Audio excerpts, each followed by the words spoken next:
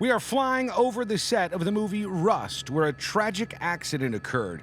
This movie, which was filmed in New Mexico, featured Alec Baldwin, who held a gun inside this church you're seeing, fired it, and accidentally killed a cinematographer and very badly wounded a director.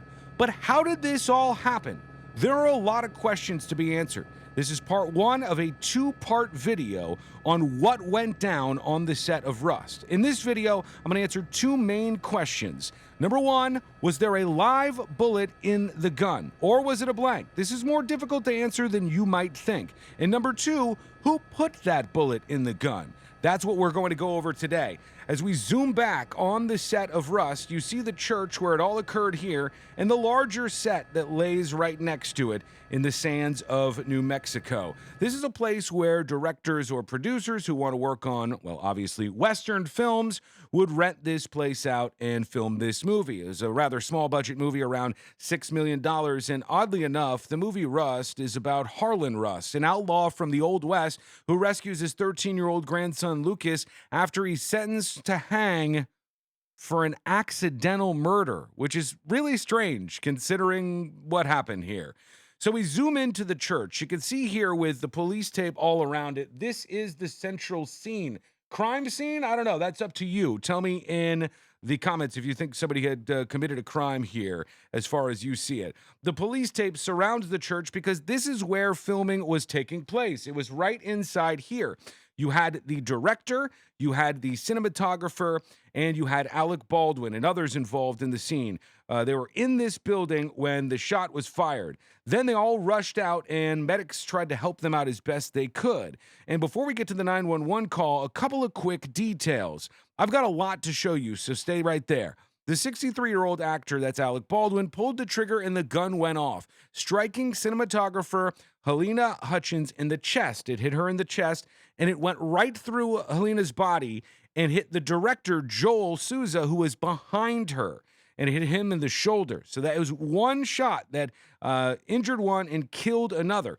It killed Helena Hutchins, the director of photography, the cinematographer on the movie Rust, who was an up-and-comer rising star and loved by many, and certainly a lot of tributes pouring out to her. The director has survived this. It looks like he's going to be okay, and he's putting out his well wishes to the family of Helena.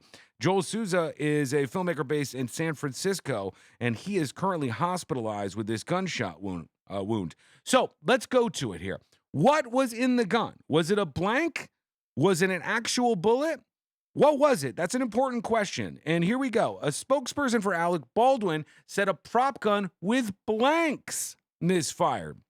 A spokesman for the Santa Fe County Sheriff's said deputies were investigating what type of projectile was discharged and how. No immediate charges were filed. Then there was a union group, Local 44. They were involved in this, and actually a lot of their employees or union members who were on the set of Rust had been complaining about some situations on set. One thing notably being that they had to stay at a hotel that was very far away from the actual set. So Local 44 said none of their people were involved, but they know that there was a live single round in the gun. It's not as clear-cut as that, though, because citing a source close to Local 44, the Los Angeles Times reported that the union is unaware of what projectile was in the gun fired by Baldwin. The source pointed out that live is an industry term that refers to a gun loaded with material such as a blank in preparation for filming. So it's still unclear if this was a bullet or a blank in this weapon. However, most of the damage done with blanks is usually from wadding or other items that end up in the barrel or near the projectile. And the problem is, it seems seriously doubtful that that would be able to go through the cinematographer's chest, right through her chest and out the back, and then hit the director and seriously wound him as well. That seems like an actual bullet. So it makes the most sense that this was an actual live bullet round in the chamber of this gun.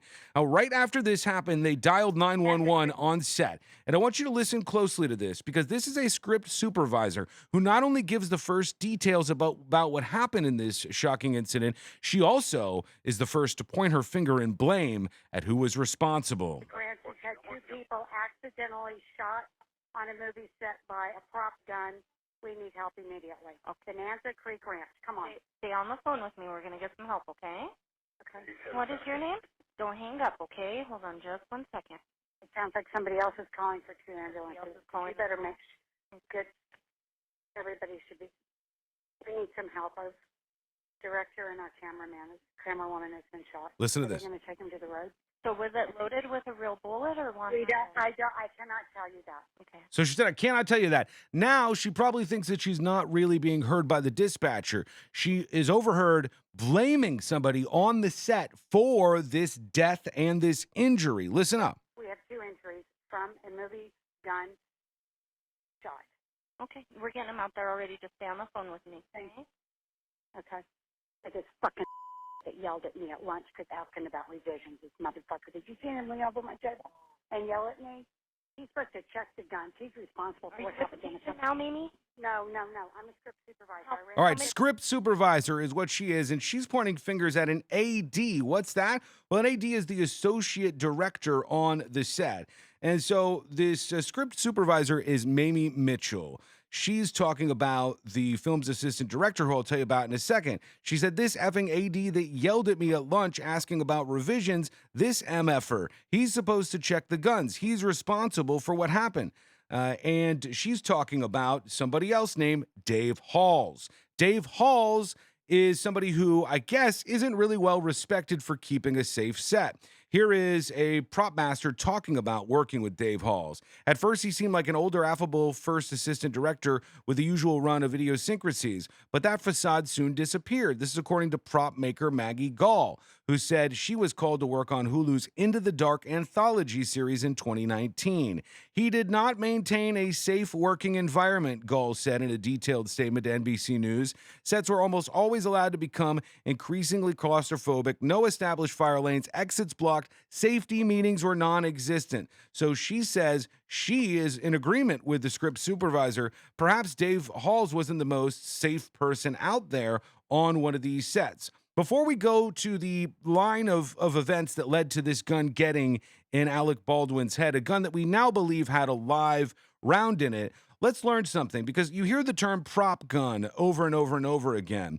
But a prop gun doesn't necessarily have to be some plastic, fake, phony gun. It can be an actual weapon, a weapon that would fire any kind of ammunition that you put in it that it was suited to fire. You just generally don't add live ammunition in it.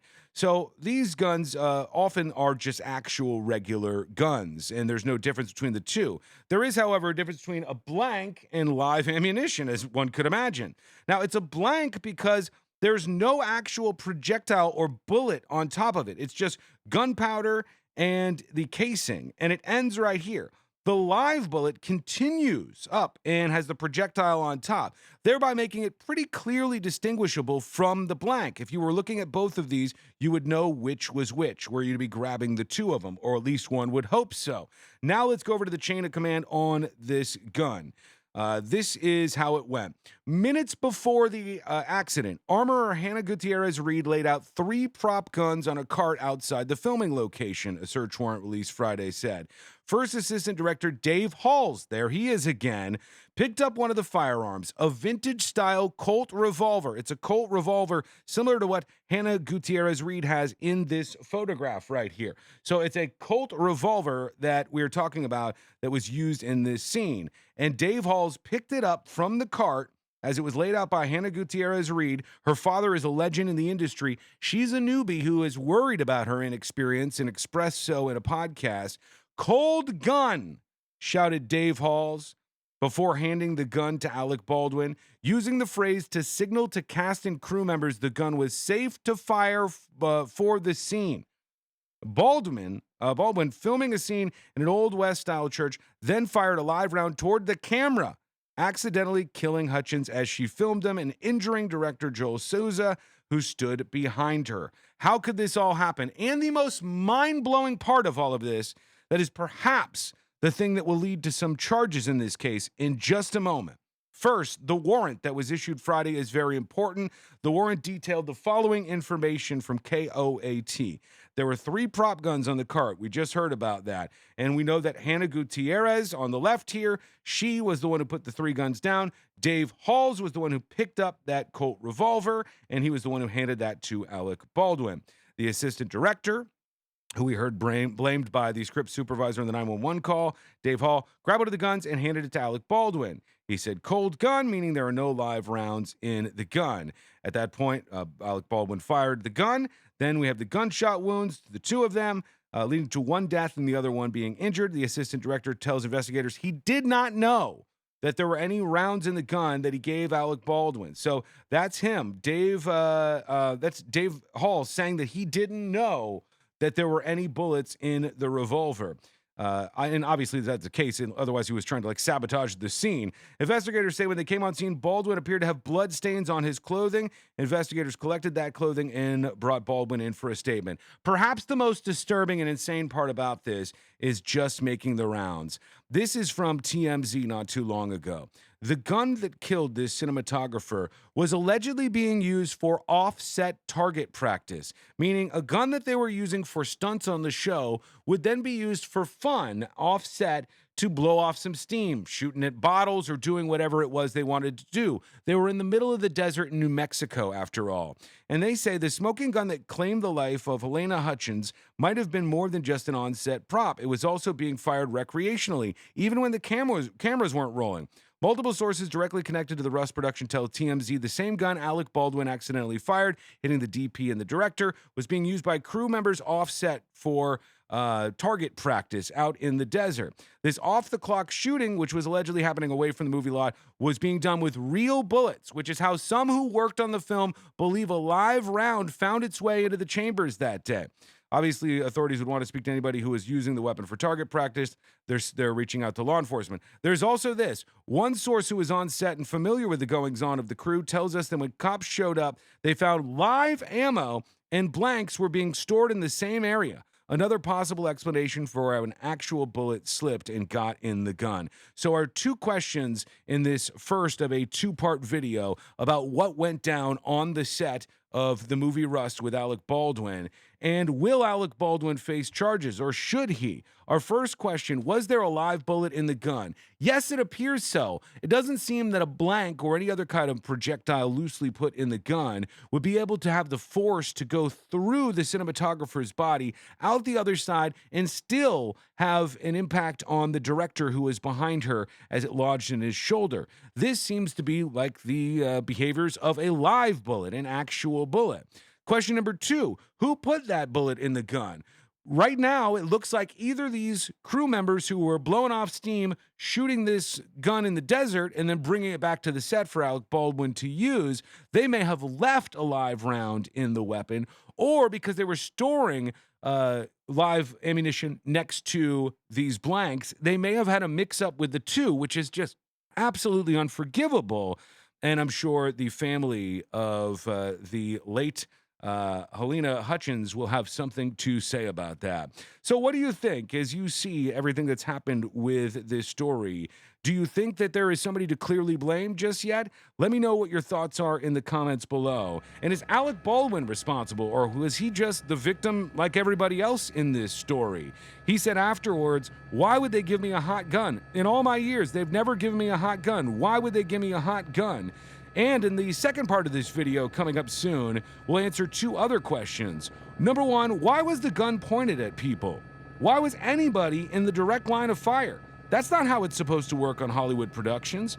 Also, what is happening next, and will this movie ever be released? There's also industry changes that are happening right now as a result. Let me know what you think. I appreciate you watching this video. If this informed you and enlightened you or whatever in any way, and you want to spread the word, hit that share button. I appreciate it. And again, put your theories in the comments section below. I'll be reading those as always. If you're new around here at facebook.com/thenewsjunkie, hit that follow button. Over on youtube.com/thenewsjunkie, hit subscribe. Thanks to my subscribers and my supporters. I appreciate you. Thanks for watching. We'll talk to you again real soon.